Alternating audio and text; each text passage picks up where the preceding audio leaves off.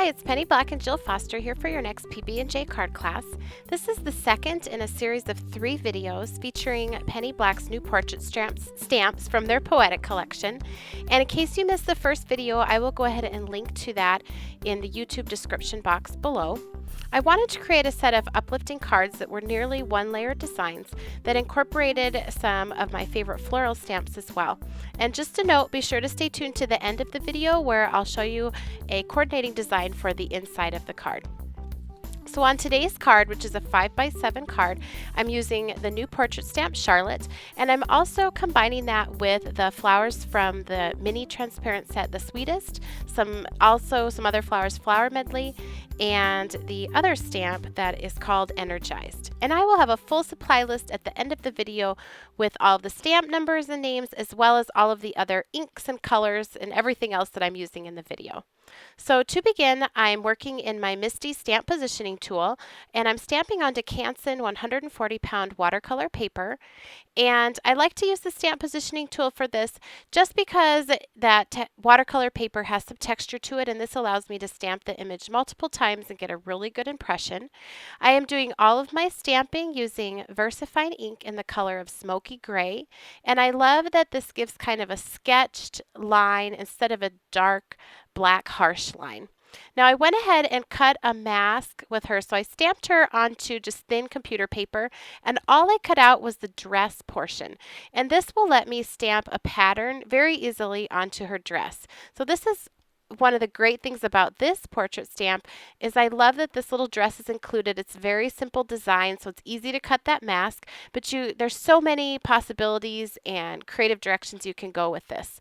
So here I'm going to stamp these flowers. These are really whimsical flowers from our transparent set called Flower Medley. And just like all the other stamping, I'm stamping them in that smoky gray ink, stamping them a couple of times just to be sure I get a really nice impression on that textured watercolor paper. And then I will just move them to a different position, keeping that mask in place. And I'm just holding it in place with the magnets that are part of the stamp positioning tool. And I'm just going to stamp that multiple times. I really debated after I stamped that first time whether I wanted to add more an all over pattern or just leave that one sort of cascading down. But I decided to go with an all over pattern. Now, you might want to learn from my mistake here, and when you cut your mask, leave as much area on the outside of the image that's still paper. Here I'm going to end up stamping some of those roses over the edge of the mask onto the background. I'm able to cover that with some other stamping that I'll do later on, but just for you, when you make your mask, you may want to stamp your image right on the center of your masking paper or your computer paper so that you can cover the entire card with sort of that outer edge and not get any accidental stamping off of the edge. I want to make sure to get up here on her shoulders as well. So even though it's just a little bit, it does make a difference in giving it a finished look. And the fun part here is revealing that design beneath when you take the mask away. Now I do like to add some details with a darker black marker. This is actually a Pitt Artist pen. This is the extra small tip. And I'm just coloring in the top portion of her, sort of her eyelid and her eyes. And you'll just see me add a few other places where I want that to be a dark black as opposed to the smoky gray stamping that we did.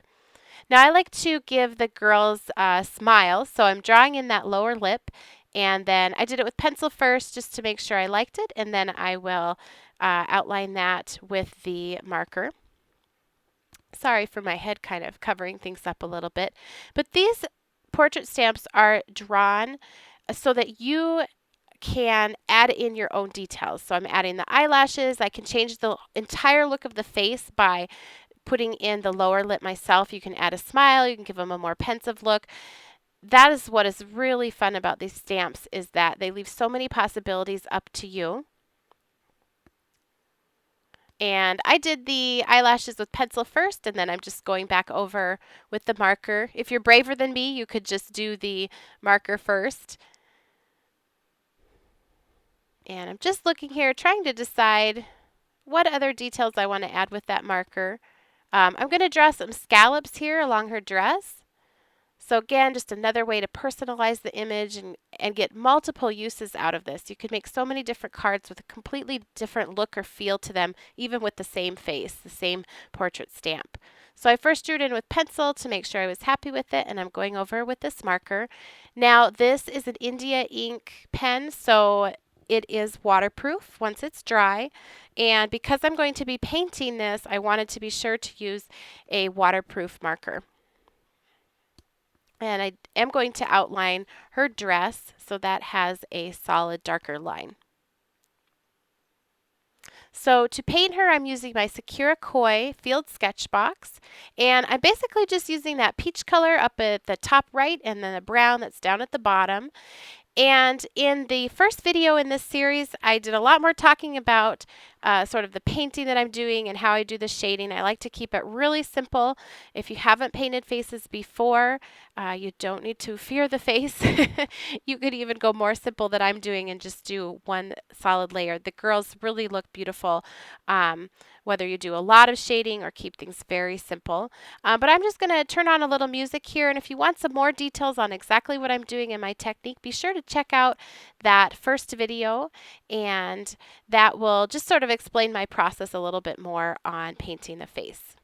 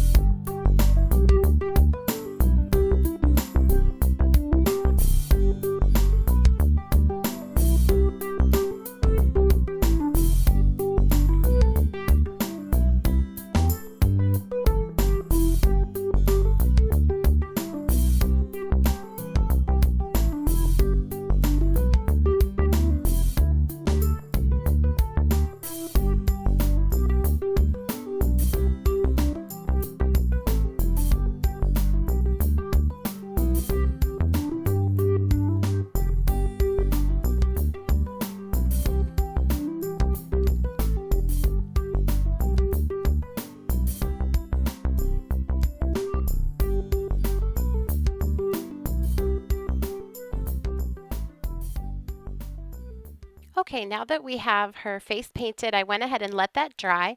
And now I'm just giving her a few freckles, and I'm using a distress marker. And this is in the color of, let me see here, I'm just looking at my notes, dried marigold. And I'm using the very fine tip and just adding a few freckles here and there. Just another fun way you can customize these stamps to change up the look of the girl each time you stamp her. And now I'm going to use a Faber-Castell Design Memory Craft Art Grip colored pencil. And this is just in a dark brown. And I'm going over a few areas that I want to darken up.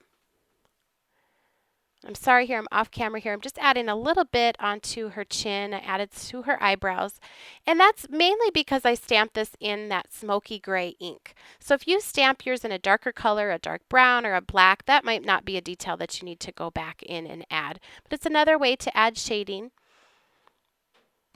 and give just a little bit more depth and personality to the image.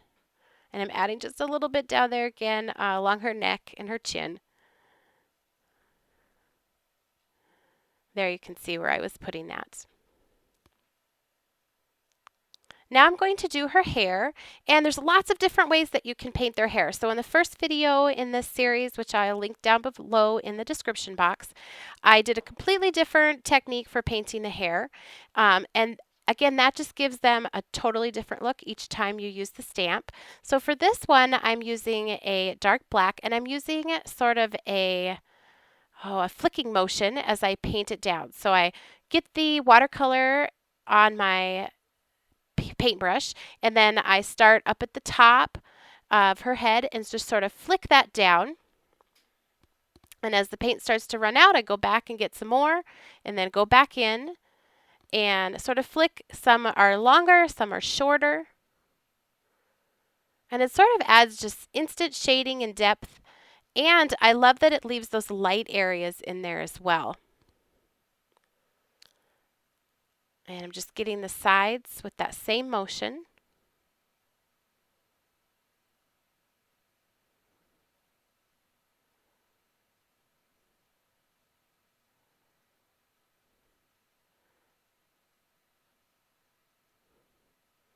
This, for me, of all the ways that I've done the hair, was actually the easiest way for me on the hair. So you could also just paint the hair in solid and add lines with a marker or a flicking motion that way. Now I'm just going to turn this so my hand is just a little more comfortable working on this side.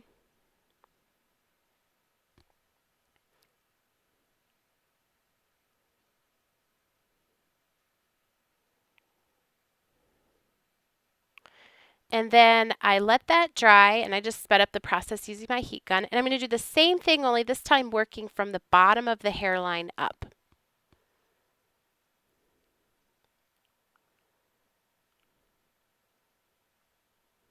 And that leaves your highlight of color sort of in the middle, and you have a little bit darker along the crown of her head and at the bottom of the hair along her bangs. And down at the bottom here, we'll do the same thing in just a minute.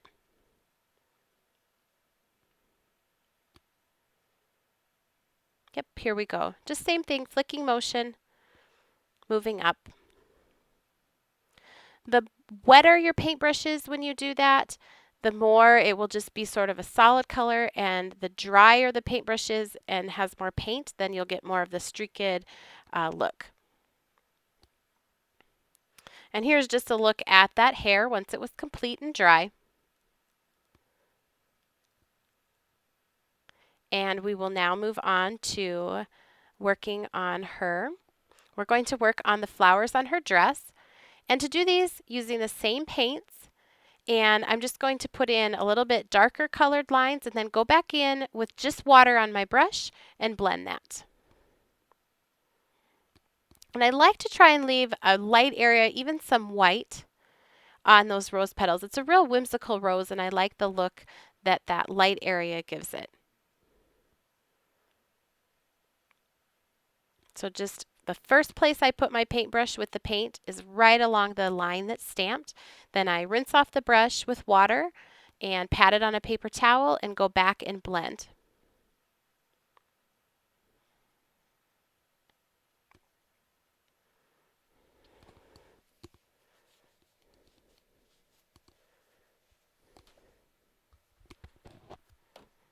And these roses are really easy to color. It's a nice, it just gives a really whimsical, fun look, but they're quite easy to do and they to shade and they get nice depth to them. And I'll just blend that out. And I forgot a petal here, which we'll get just using the same technique.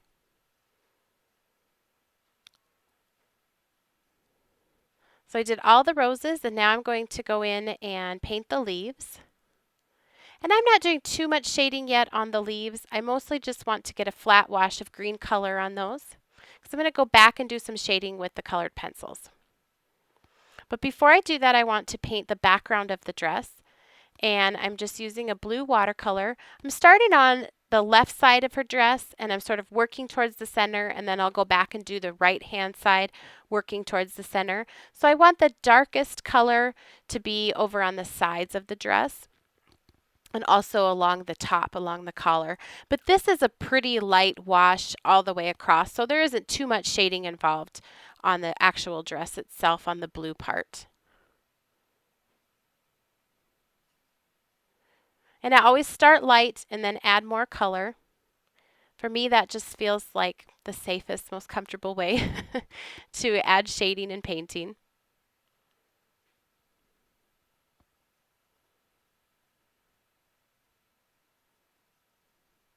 And I want to take some care not to get that real close or touch those roses or the leaves because they are watercolor. They will reconstitute and start to blend. If you do heat them with the heat gun first before you paint the background, that will help a little bit in case you do. Now, once everything's dry, I'm going to go back in with the Faber-Castell Design Memory Craft Art Grip colored pencils, and I'm just adding a touch of shading right along where we added the darkest color.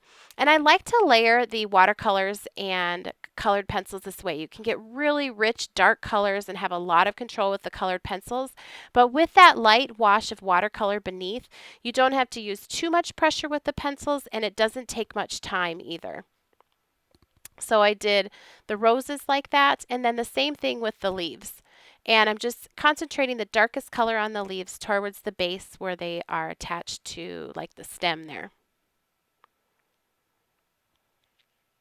Now I'm also taking a very fine tipped, I think this is actually a journaling pen from Faber-Castell Design Memory Craft. It's a Pitt Artist pen, but it has the extra small tip.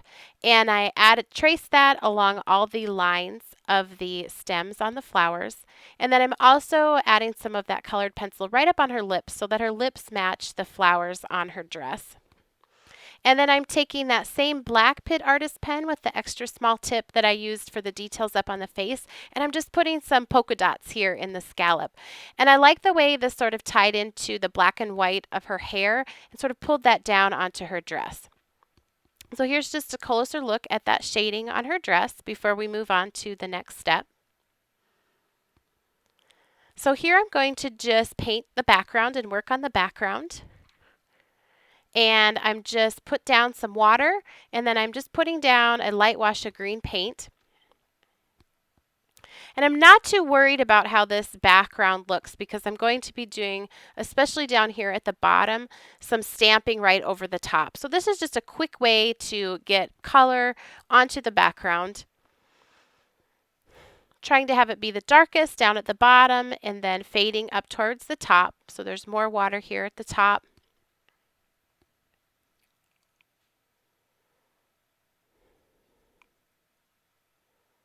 And up at the top, then I wanted to add yellow. And this just easily blends with the green down at the bottom.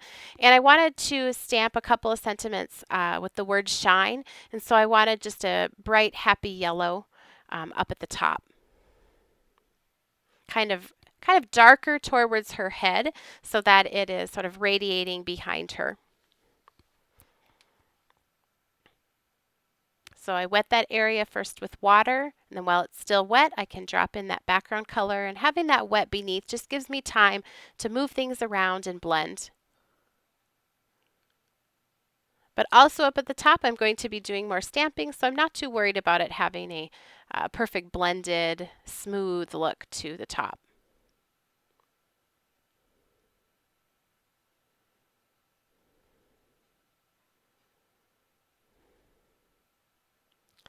And I went ahead and dried that with the heat gun, and I'm just adding some inking here. I'm using an ink blending tool with a foam pad, and I'm actually using some Ranger Archival ink, and this is in the color of Fern Green. And I just chose that ink because that's the color that I wanted to use. Now I'm going to add some more stamping to the background. So I'm putting this back in my Misty Stamp Positioning tool, and I cut a mask of the girl. So I just stamped her onto some thinner computer paper and cut her out. This image is great if you want to do some masking because it's super easy to cut out. And so I just cut around her, and I'm holding the mask down using the magnets on the Misty, but you could also use just removable tape to hold it down, or if you cut from masking paper, it would stick on its own. Now I had kind of an extra sticky stamp there, so she was wiggling around on me a bit, so I'm just getting that set up here so the magnets hold that paper well enough. And I'm going to stamp this using Spanish Moss VersaFine ink. And it's really nice to be stamping in the stamp positioning tool because I'm on that textured cardstock, and it allows me to get lots of layers and also to darken up the color by stamping it multiple times. But you would not have to do this with the stamp positioning tool. And I'm just going to slide that over and then get these stamped over on the other side.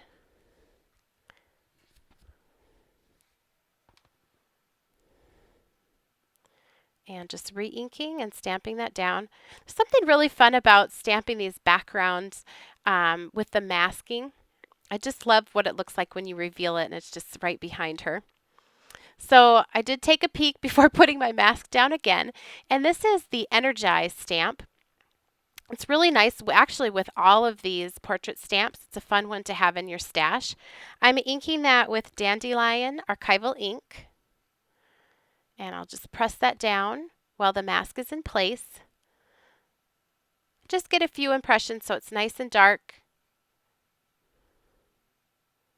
And then while that mask is still there, I'm just putting some of that Dandelion ink onto the background just to darken that up and sort of add to that radiating effect so that it's darkest coming right from her head. So I'm kind of swiping from the mask outward onto the background.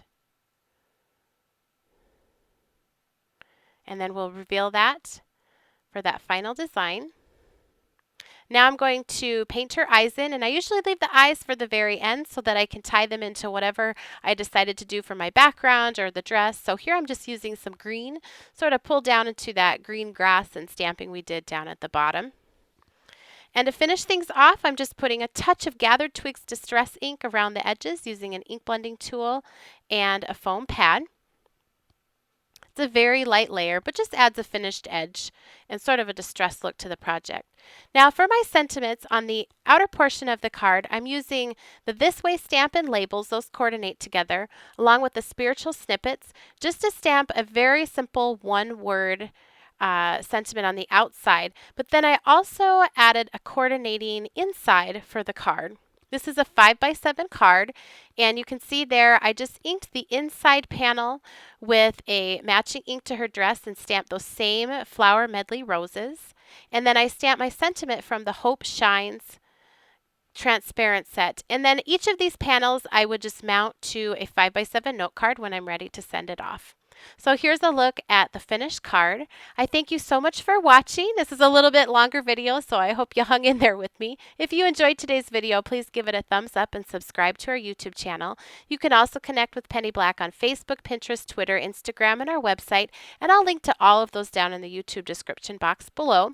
And here's a list of all the supplies used in creating this card.